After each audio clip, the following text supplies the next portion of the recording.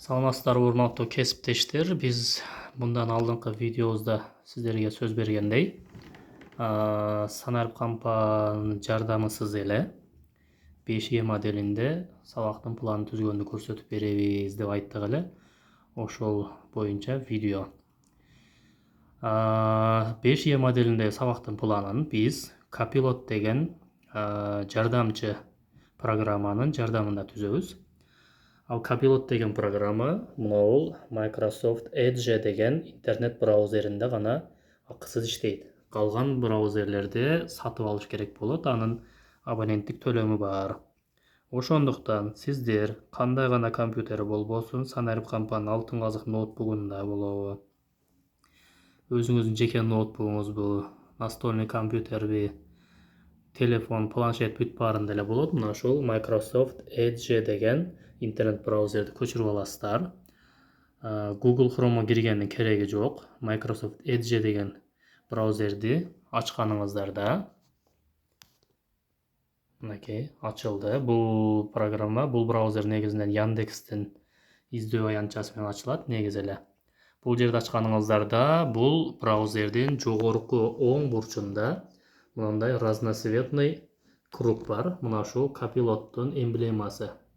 Copilot деген жардамчы программабыздын эмблемасы ушул болот. Мыш менен ушул баскычты бассаңыздар, мындай бир терезече ачылат. Бул жерге добро пожаловать, что нового дейт. Бул жерге кадимгидей эле кыргызча эле сөз менен жазасыздар. Кыргызча эле команда беребиз. Бул жерге мисалы үчүн мынакей 5E моделинде физика предметинин тартылуу күчү деген темага сабактын планын түз команданы бересиз. Enter деген баскычты бассаңыздар, мынакей Copilot бизде команданы кабыл алды. Мына албетте төмөндө 5E моделине ылайык тартылуу күчү темасына физика сабагынан мисалдуу планы келтирилди. Бул модель окуучунун активдүү катышуусун, түшүнүгүн тереңдетүүнү жана практикалык колдонмону колдойт дейт. Мыштын ортосун айландырып мындай түшсөңүздөр, сабактын темасы тартылуу күчү деп мындай сүрөттөрү менен 7 класс, убактысы 45 минутта, модель 5E. 5E'нин негизги 5 баскычын билесиздер. Бул кызыктыруу, изилдөө, түшүндүрүү, тереңдетүү жана баалоо.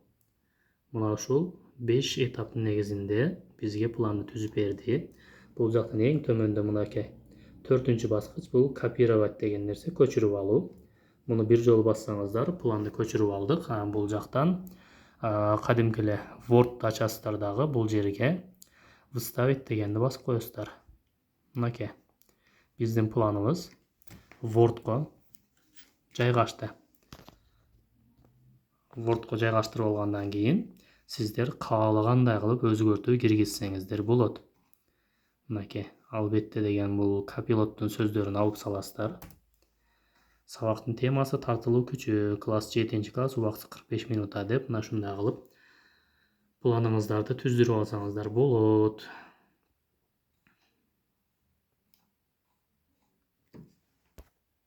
Бул бардык эле предметке түзүп бере берет. Бир гана физикага эмес, бул жерден азыр түздүрөлү. Мисалга мына ушул эле Copilot'ту башка предметтен түзүп көрөлү. Жазалы, мисалы 5E моделинде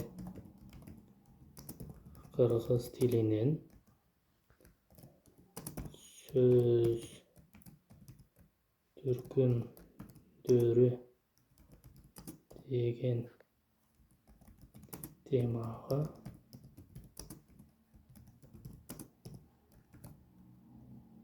сабактын планын түз.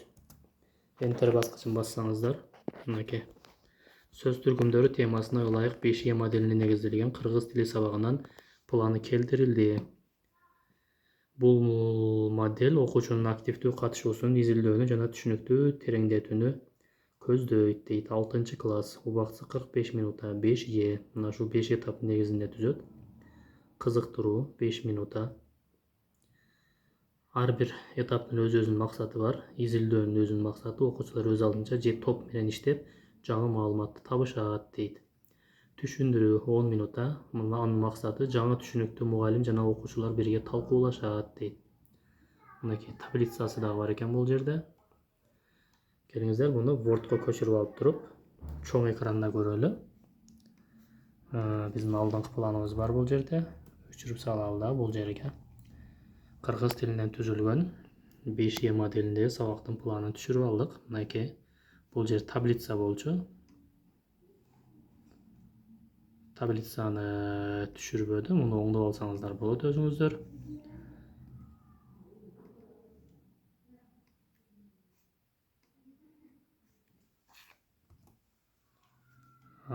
Башка немелери мынакей бүт сабактын планын даяр кылып түзүп койду. Сабактын темасы сөз түркүмдөрү деп.